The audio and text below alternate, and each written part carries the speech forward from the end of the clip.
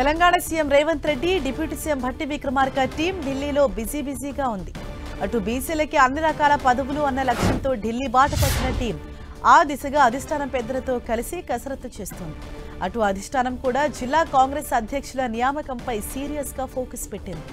మొత్తం 35 డీసీసీలో BC, SC, ST, మైనారిటీలకు సగానికి పైగా కేటాయించాలని నిర్ణయించినట్లు తెలుస్తోంది.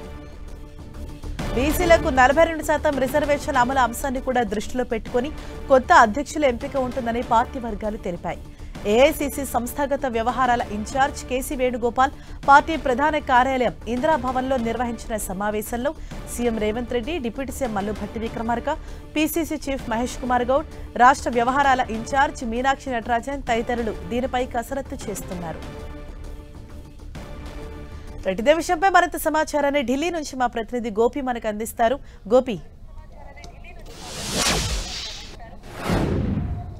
హరీష, రెండో రోజు కూడా తెలంగాణ సీఎం ఢిల్లీలోనే ఉన్నారు. సీఎంతో పాటు deputy CM Bhatti Vikramarka, TPCC అధ్యక్షులు మహేష్ కుమార్ గౌడ్ కూడా ఢిల్లీలో ఉన్నారు. అయితే నిన్న జరిగిన ఏదైతే డీసీసీల నియామకానికి సంబంధించి కూడా ఇప్పటికే ఏఐసీసీ అబ్జర్వర్లు రాష్ట్ర వ్యాప్తంగా కూడా తిరగడం జరిగింది. అనేక మందితో వాళ్ళు మాట్లాడడం, చర్చించడం, ఆయా జిల్లాలకు సంబంధించిన అంశాలపైన కూడా వాళ్ళతో కూలంకషంగా చర్చించడం జరిగింది. ఆ తర్వాత వాళ్ళంతా కూడా ఒక రిపోర్ట్ను ఇటు కేసీ వేణుగోపాల్కు హ్యాండ్ ఓవర్ చేయడం జరిగింది. దానిపైన నిన్న సీఎం తోటి, అదేవిధంగా డిప్యూటీ సీఎం తోటి, టీపీసీసీ తోటి కూడా కేసీ వేణుగోపాల్ విడివిడిగా మాట్లాడడం జరిగింది. రాష్ట్రంలో డీసీసీల నియామకము, అదేవిధంగా బూత్ లెవెల్ స్థాయి నుంచి కూడా నూతన నాయకత్వాన్ని కూడా ఏర్పాటు చేసుకోవడం ద్వారా రానున్న రోజుల్లో కాంగ్రెస్ పార్టీ గ్రామ స్థాయిలో కూడా కొంత బలపడుతుందన్న ఉద్దేశంతో ఈ యొక్క ఏఐసీసీ అబ్జర్వర్స్ అంతా కూడా రాష్ట్ర వ్యాప్తంగా తిరగడం జరిగింది. మరి ఇటు జిల్లాల అధ్యక్షుల నియామకంతో పాటు స్థానిక సంస్థల ఎన్నికలు, అదేవిధంగా 42%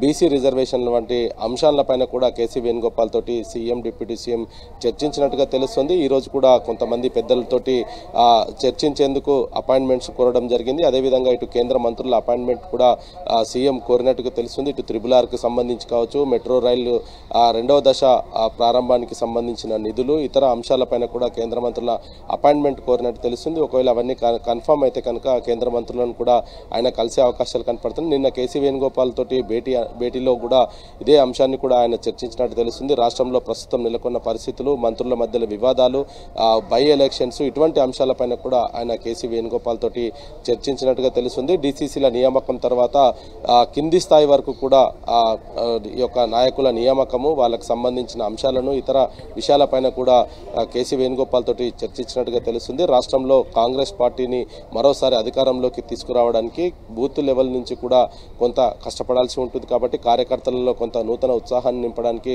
ఈ యొక్క పదవులు కొంత మేలు చేస్తాయనేది కూడా ఆయన కేసీ వేణుగోపాల్కు వివరించినట్టుగా తెలుస్తుంది. అదేవిధంగా ఇటు ప్రస్తుతం రాష్ట్రంలో ఉన్న ఏదైతే జూబ్లీహిల్స్ బై ఎలక్షన్స్కి సంబంధించి కావచ్చు, 42% రిజర్వేషన్ను అమలు చేస్తూ ఏదైతే స్థానిక సంస్థల ఎన్నికలకు వెళ్లాలనుకున్న తెలంగాణ ప్రభుత్వానికి తెలంగాణ హైకోర్టులో ఎదురైన చేదు అనుభవంకు సంబంధించి కావచ్చు, ఆ తర్వాత సుప్రీంకోర్టులో జరిగిన అంశాలు, ఇతర అంశాలపైన కూడా ఆయన కేసీ వేణుగోపాల్ తోటి చర్చించినట్టుగా తెలుస్తోంది. అయితే ఇటు 42% రిజర్వేషన్ అమలుకు సంబంధించి పార్టీ పరంగా రిజర్వేషన్ అమలు చేయాలా, లేదంటే హైకోర్టు ఏదైతే నవంబర్ 3వ తేదీన మరోసారి విచారణ జరుపుతామని చెప్పిన నేపథ్యంలో ఆ తర్వాత ఈ రిజర్వేషన్ల అంశాన్ని తెరపైకి తీసుకురావాలన్నా, స్థానిక సంస్థల ఎన్నికల నిర్వహణ జరిగితే మరి కేవలం కాంగ్రెస్ పార్టీ తరఫున మాత్రమే 42% రిజర్వేషన్ని అమలు చేస్తుందా, లేదా జీవో నెంబర్ 9 పైన ఇప్పటికే తెలంగాణ హైకోర్టు స్టే విధించిన నేపథ్యంలో తదుపరి ఏ విధంగా ముందుకు వెళ్లాలన్న దానిపైన కూడా కేసీ వేణుగోపాల్ తోటి చర్చించినట్టు తెలుస్తుంది. ఈ రోజు కూడా